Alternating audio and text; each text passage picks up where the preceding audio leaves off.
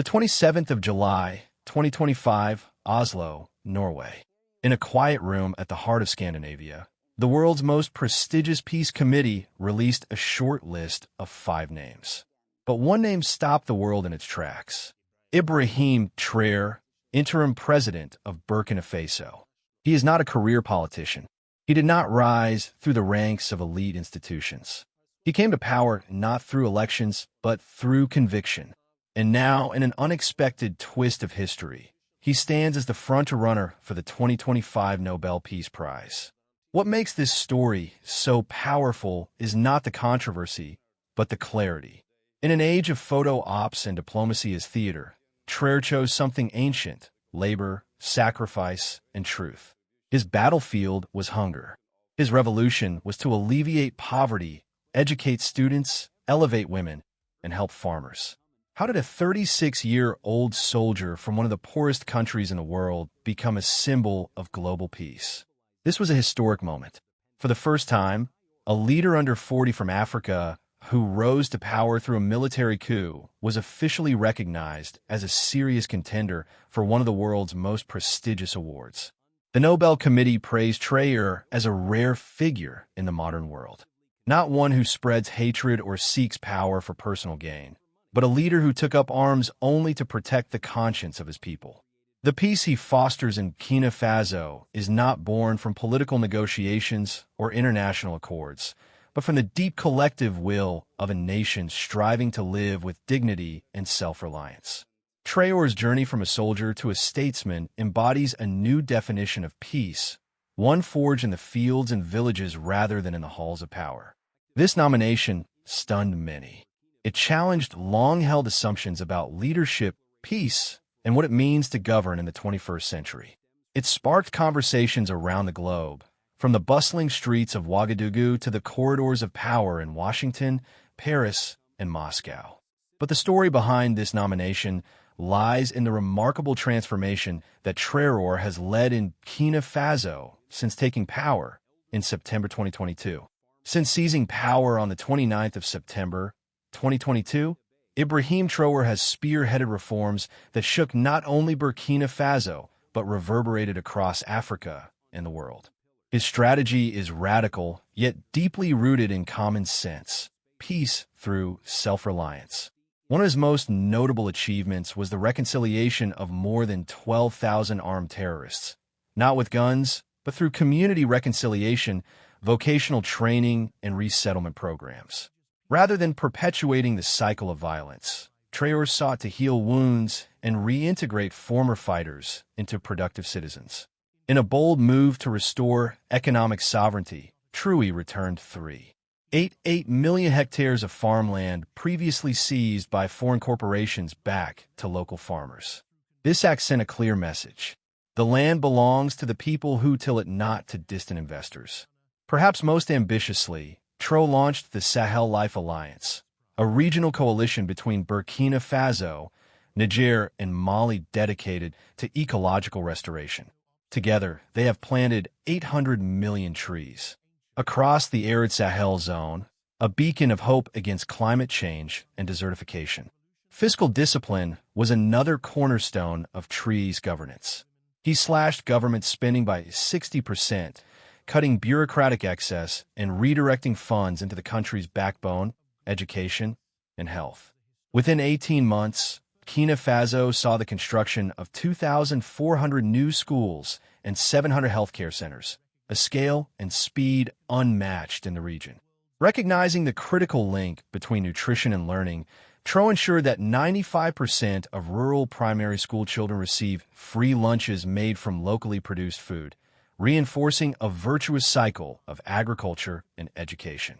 In a final groundbreaking step on May 4, 2025, Traoré pardoned 1,100 former militants and integrated them into the Farmers of Peace program, an initiative lauded by the United Nations as a model that could be replicated globally.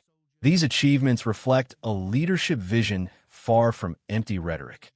They embody a tangible lived peace built on the dignity of work and unity. There is one more important event. On the 1st of July, 2025, during the Feast of All Saints An unexpected voice echoed from the heart of the Vatican. Pope Leo XIV, renowned for his unwavering commitment to social justice, took a moment to spotlight Ibrahim Traor. His words carried the weight of centuries of spiritual authority, yet spoke in a language of humble labor and solidarity. "When I pray for peace," the Pope said, "the face of a young soldier from Burkina Faso appears in my mind. He does not preach through laws or scriptures, but through sweat and soil. He has never set foot inside the churches of Rome. Yet, he acts as if the world's poor are his sanctuary." This unprecedented declaration was more than symbolic. It marked the first time the Holy See officially endorsed a sitting African leader for the Nobel Peace Prize. The Vatican's formal nomination of Traoré sent ripples across diplomatic circles worldwide. It framed his leadership not merely as political, but as a moral and spiritual crusade against oppression and despair. For a pontiff to champion a figure who rose through a military coup challenged the traditional notions of power and redemption. It shifted the discourse from abstract diplomacy to tangible action, where peace is sown in the fields, not just negotiated in conference rooms. This papal endorsement transformed Traor from a regional actor to a global symbol. It demanded that the world re-examine the very meaning of peace in our fractured century. The Vatican's endorsement broke the ice. But what followed was a global domino effect. World leaders, often ideologically divided, found themselves weighing in on a man whose politics defied easy categorization. Burkina Faso's former colonial ruler responded with cautious admiration. President Luc Maro, known for her technocratic scientism, remarked, "We may not agree with many of Mr. Traor's methods, but we cannot ignore the results. He is writing a new chapter in Africa's story with action, not aid."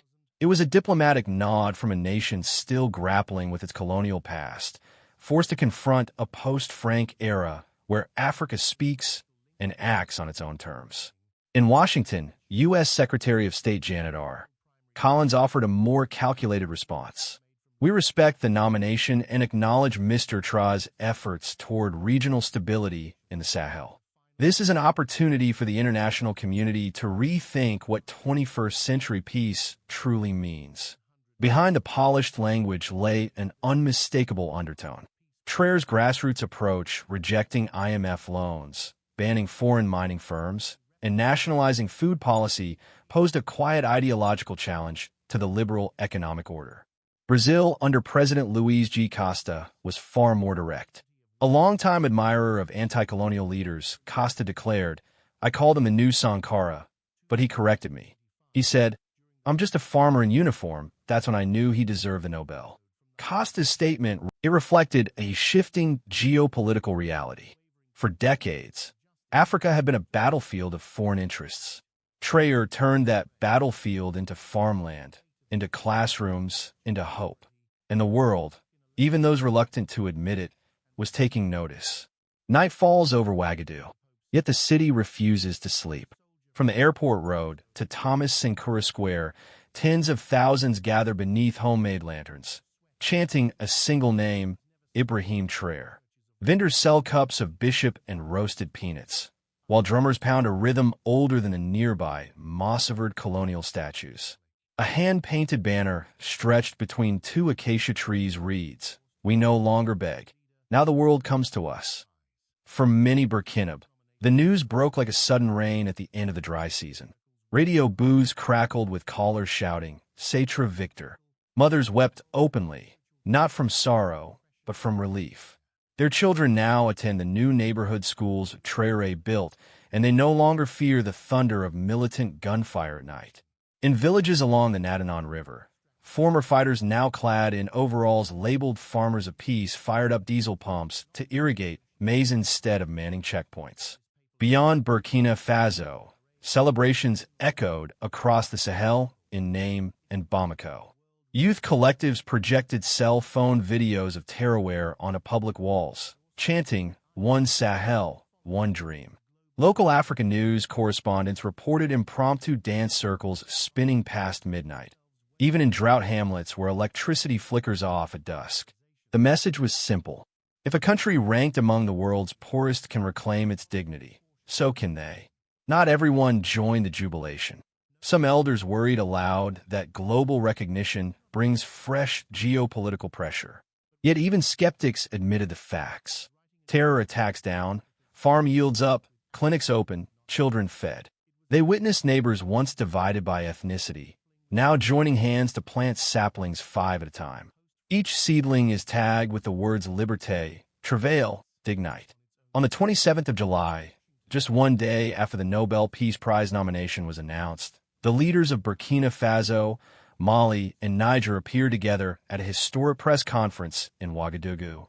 With solemn expressions and unwavering voices, they issued a joint declaration calling the nomination of Traoré not a personal glory, but proof that Africa can break free from a history written by others.